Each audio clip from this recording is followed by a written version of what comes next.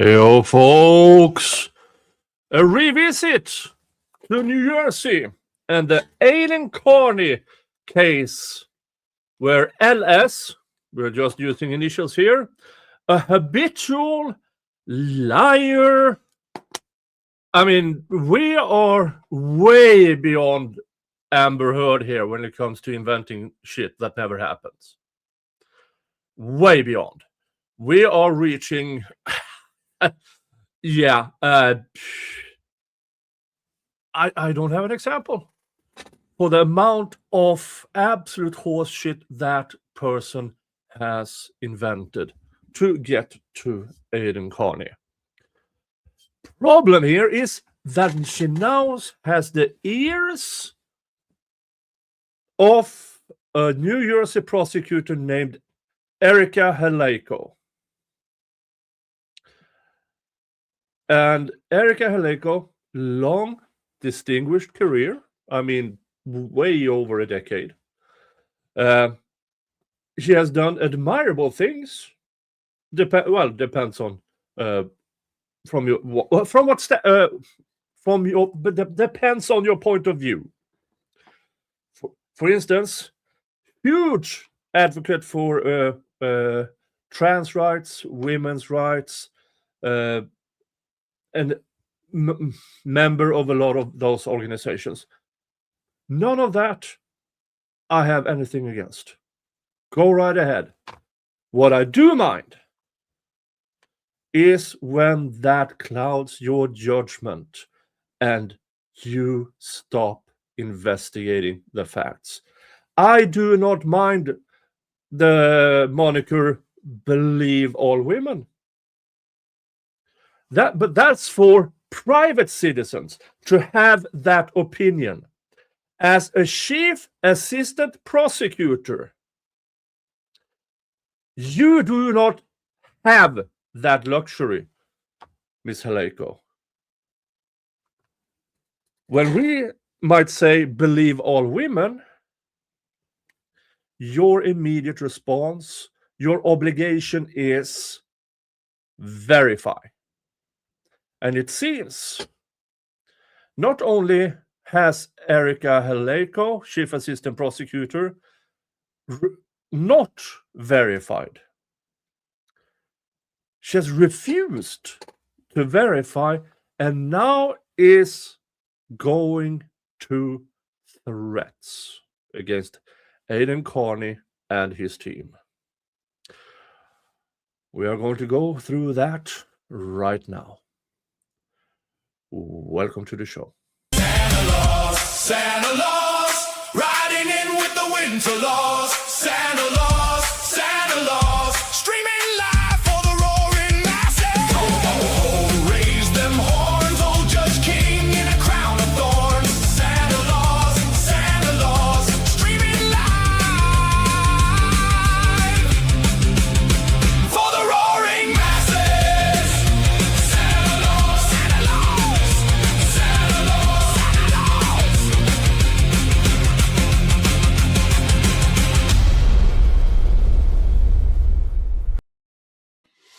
Yeah, folks. What we're going to go through here is a new bedroll letter.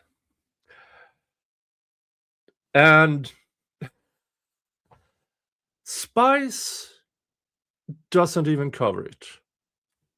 If Mr. Bedrow was annoyed because he had to send a letter to this prosecutor's office, we went through one of these letters about a week ago. This, not only is this, I've never seen this. I mean, I have heard of attempts from prosecutors to do some really, really shady stuff. This here is stupid. And I do think this is why Mark Bedrow is annoyed. Because Mark Bedrow does not mind fighting within legal means. Mr. Bedrow wants to use the law. What Mr. Bedrow might be annoyed about, that is what I'm reading into this, is he doesn't like fighting stupid. And this here is him being forced to fight stupid. Let's go through it. Let's try to make it a little bit bigger. There. Law Office of Mark A. Bedrow, August 11th, today. To William Reynolds, Atlantic County Prosecutor in New Jersey, regarding State v. Aidan Kearney. Dear Mr. Reynolds, I write to request that you voluntarily recuse Chief Assistant Prosecutor Erika Halayko and withdraw the Atlantic County Prosecutor's Office, ACPO, from the prosecution of Aidan Kearney, a Massachusetts independent journalist who has been indicted for allegedly cyber harassing a New Jersey resident he has never met, and even though he has not stepped foot in New Jersey in several years. As the result of an ill-advised August 4th, 2026 telephone call, she, Erika, made to a member of Kearney's legal team to deliver a quote-unquote message to Kearney. Ms. Halayko is laboring under a conflict of interest. In short, Ms. Halayko warned Kearney of her ability to utilize the state's power to conduct criminal investigations to further her own and others' personal interest in having Kearney stop posting her name and the names of others of the ACPO online. Really, Miss Erika Halayko, Chief Assistant Prosecutor out of Atlantic County, New Jersey, you don't like having your name out there? Have you heard of the Streisand Effect? Have you heard of the Afro Man effect? When government officials, the government, she in this case is the government, tries to shut people up because they don't like the speech? Yeah, we will speak.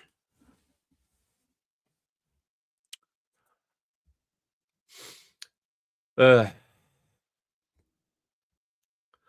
Halayko has strongly implied that the ACPO will investigate Kearney for additional and frivolous charges unless he capitulates to her unwarranted request that he delete any public posts containing her name and the names of other members of the ACPO.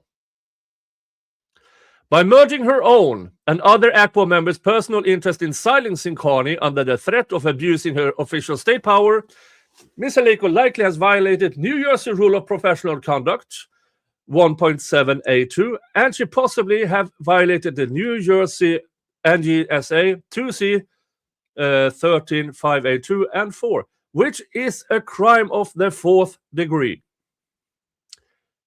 Ms. Halayko has another possible conflict looming, which we bring to your attention now.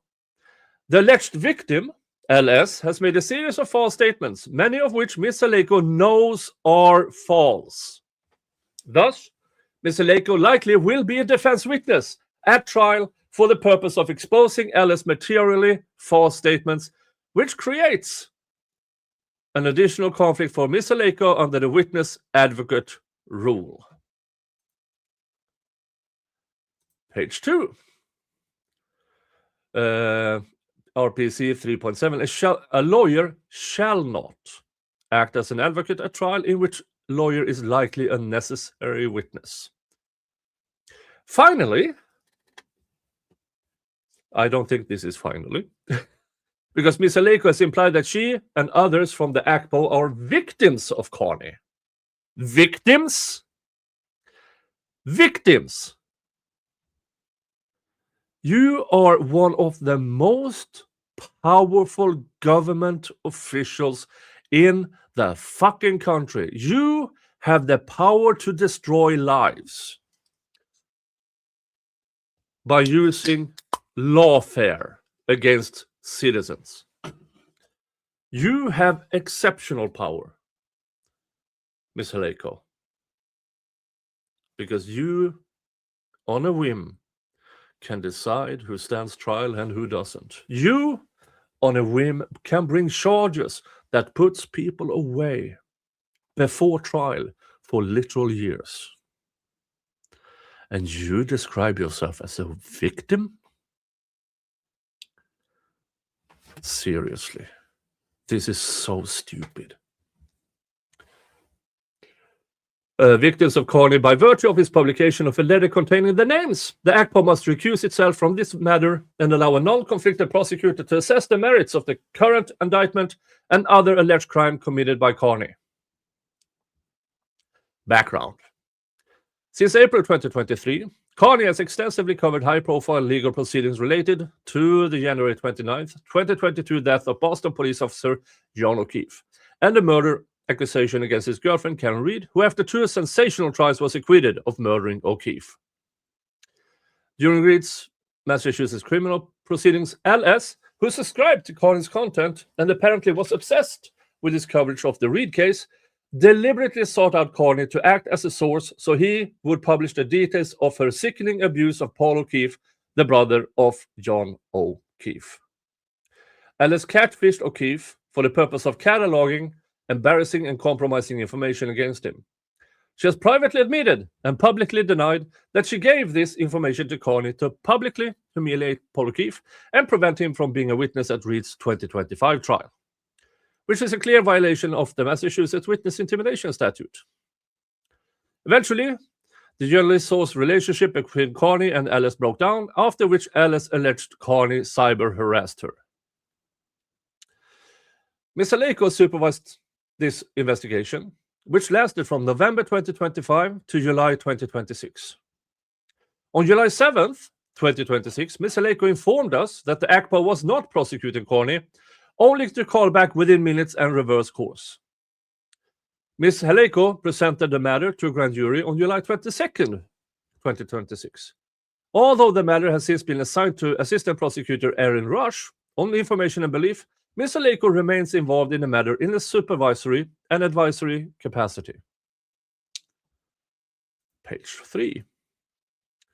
On August 3rd, 2026, a required prior to making a motion for non-compliance with the state's recovery obligations, that is the letter I read out here about a week ago, because the New Jersey Prosecutor's Office has not handed over obligatory discovery. To this date, they have refused. We sent Ms. Rush a formal demand in which we outlined the ACPO's deficiencies in complying with its discovery obligations, and B, provided specific information to the ACPO so that your office was alerted to the existence of possible exculpatory evidence in your possession, custody, and control, requiring disclosure to the defense. Ms. Halayko was copied on the demand. Not surprisingly, in connection with her role as a supervising prosecutor who conducted a lengthy investigation and grand jury presentation, Ms. Halayko is a matter-of-factly mentioned several times in the demand letter in her professional capacity. See demand letter August 3, yada yada yada. At no point did our demand letter discuss Ms. Halayko or any member of the ACPO in their personal capacity. There is no mention of Ms. Halayko's or anyone else's home address, unpublished home telephone number, or any other private information. Clearly, on August 4th, Ms. Halayko knew that we did not mention her own or anyone else's personal identifying information in the demand letter, and that Kearney did not post anyone's home address or phone number or any personal information online. As the county prosecutor, we need not remind you that cases your office frequently handles result in press conference and online commentary.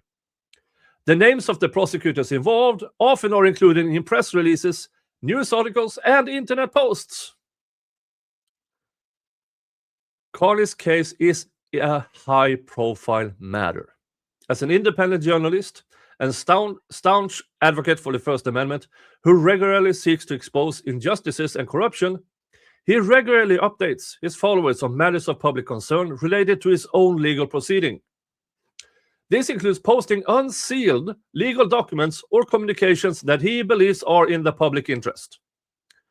On August 3rd, 2026, without providing any editorial comment about the case, Ms Halayko or anyone else from the ACPO, Kearney published a demand letter on his social media pages. Page 4. On August 4th, at approximately 10:35 a.m., Ms Halayko called Darren Gelber, who along with the undersigned and Linda Kenny Baden is co-counsel for Kearney in this matter. Ms Halayko informed Mr. Gelber that Kearney was making online posts which named members of the ACPO and posting that information publicly. Yeah, it's public, Ms Halayko. Public. And you are a government official. You are a chief assistant prosecutor. And as such, you are always in the public eye. Can't handle it? Fuck the fuck off.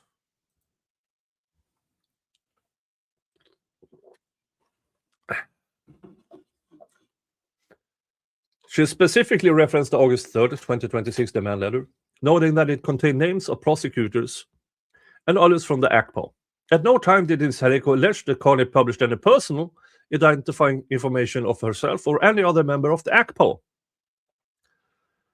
Ms Halayko warned Mr. Gelber that Mr. Kearney should take down the posts which mentioned the names of the ACPO employees and remove them from the internet. Remove them from the internet? I'm quite sure you need an actual court order for that. And even then, fuck off. When Mr. Gelber asked Ms. Halayko what was wrong with naming public officials, Ms. Halayko ominously replied that there were laws in place protecting information about judges and prosecutors. Without naming it directly, Ms. Halayko apparently was referencing NJSA 2C-220- also known as Daniel's Law, which makes it an indictable offense for someone with purpose to harass or risk or expose a judge or prosecutor to harm to life or property, to intentionally and recklessly publish their home address and or unlisted home telephone number. None of us do that. To my knowledge, not a single person covering this has home address or unlisted home telephone numbers.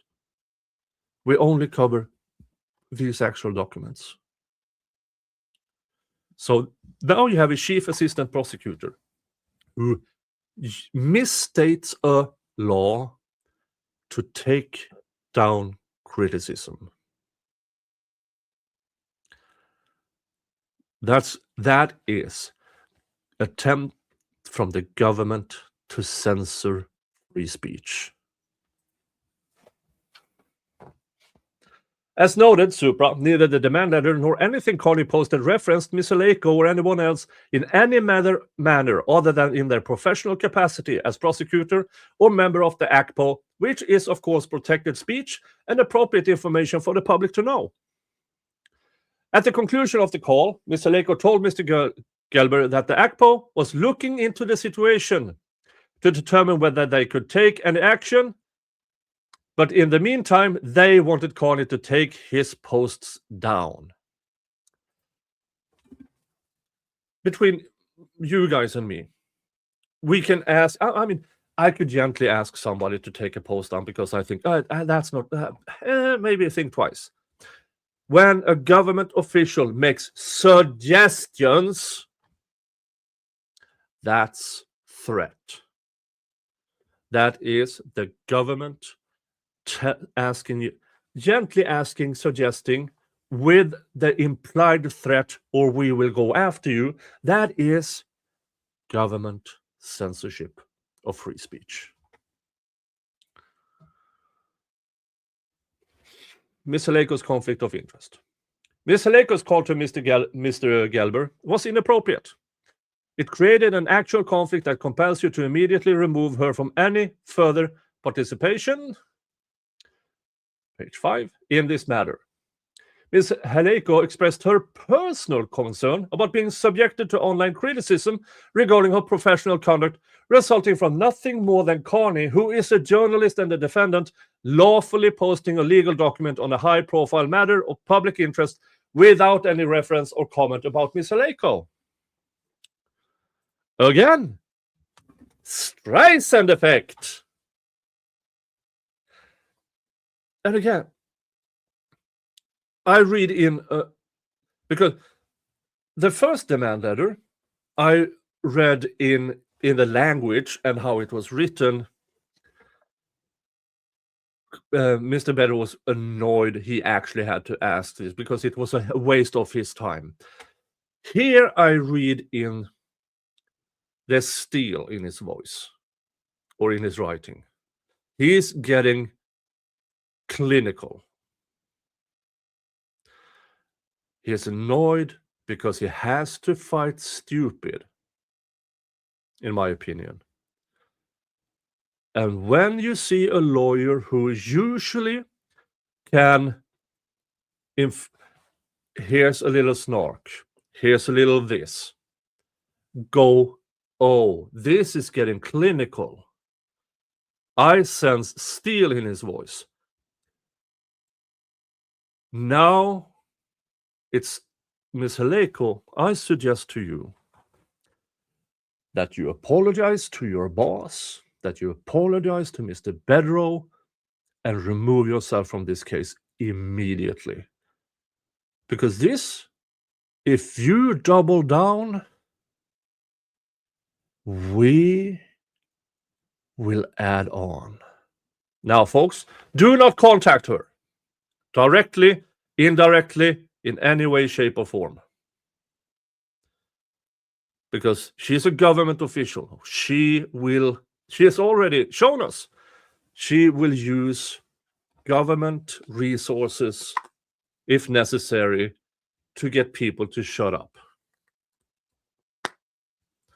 So do not contact her. Or anybody in the ACPO.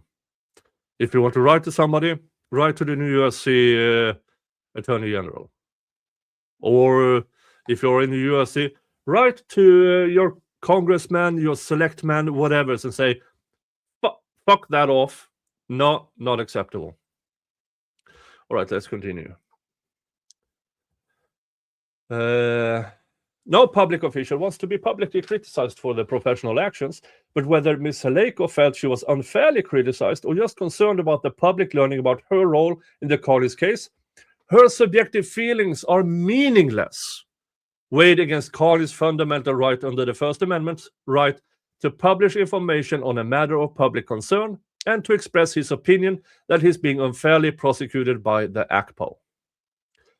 Constitutional concerns aside, a conflict exists where a prosecutor allows personal interest to influence the exercise of state power. That's what I just mentioned. This is exactly what happened here. Ms. Halayko clearly implied that because she is upset Kearney posted her name and the names of other ACPO members online, her office was investigating him for committing possible crimes. By mentioning that she was looking into what professional actions the ACPO could take against Kearney for naming her and others, and then stating near the end of the call with Mr. Gelber that in the meantime, Kearney should take down the information that he had posted.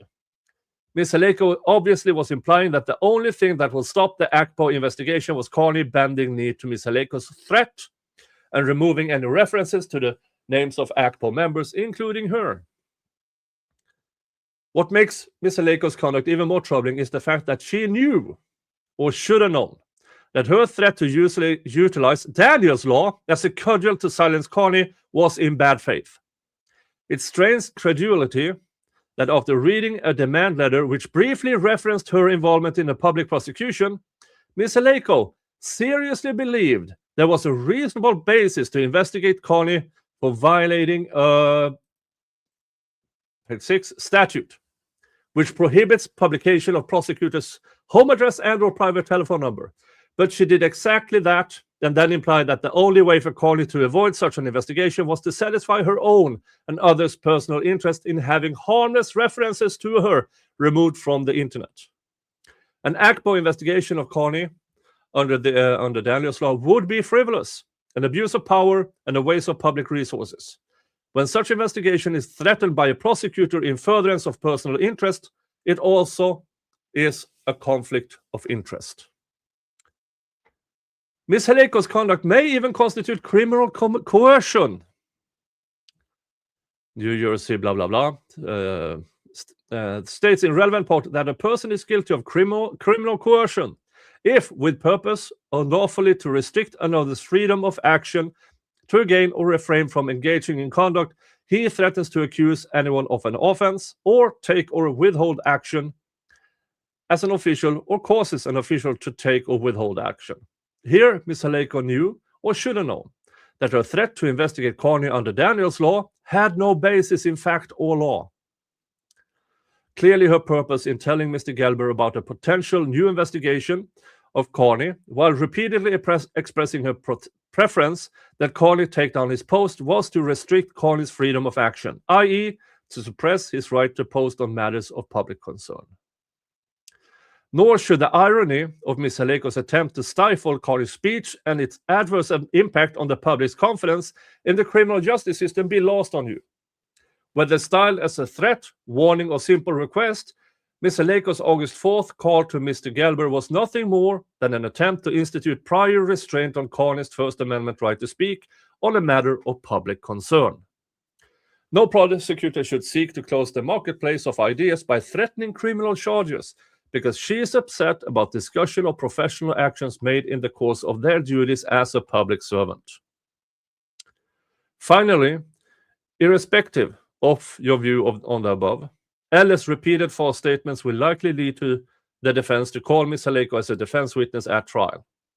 Ms. Halayko's testimony will flatly contradict Ellis on numerous material topics, including Ellis' lies about the nature of the ACPO investigation, Ellis' ownership of social media accounts, and Ellis' alleged fear of Kearney. In these circumstances, we urge you to voluntarily remove Ms. Halayko from this matter so that we may avoid addressing this issue in a motion, which will require, page 7, substantial time and resources. Sworn certification from Ms. Halayko and Mr. Gelber. An evidentiary hearing would require sworn testimony from them as well. The conflict created by Ms. Halayko also warrants the removal of the ACPO from Kearney's case. In essence, Ms. Halayko, who authorized the existing dubious charges against Kearney, now alleges that she and others from the ACPO are victims of Kearney's improper conduct, which she has represented the ACPO is looking into. Clearly, if Ms. Halayko, Ms. Rush, and Sergeant Levy are potential victims, the ACPO should not be investigating any matters involving Kearney in which they are deeply involved. In these circumstances, it is in the best interest of the state that the ACPO step aside due to this conflict. And they see Urich v. State. It is our hope that we can resolve this issue well in advance of Kearney's September 23rd, 2026 arraignment in the Atlantic County Superior Court. Please advise us as soon as is practicable about your position on this matter, so we can plan accordingly in the event Ms. Halayko and the ACPO do not withdraw from this matter. So yeah, folks, we might see the rise of a new corrupt prosecutor's office, depending on the outcome of this letter. But as I stated, if you're still here, as you heard early on, Ms. Halayko, admirable work, admirable activism, but you cannot stop investigating and verifying just because the alleged victim is a woman. Thanks for listening in. You all have a nice one, and I will see you all in the next stream or video. Bye-bye.